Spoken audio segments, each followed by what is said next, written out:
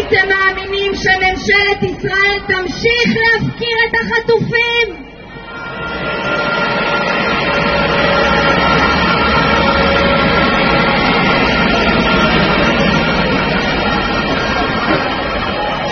לפי הערכות נשארו רק 50 חטופים חיים.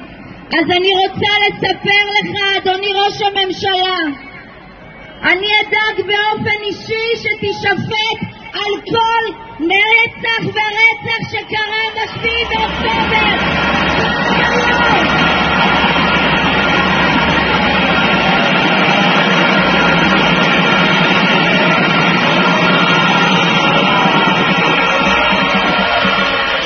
אני אדאג שאתה תשפט על כל חטוף וחטופה שנחטפו לעזה בחיים וחוזרים משם מתים.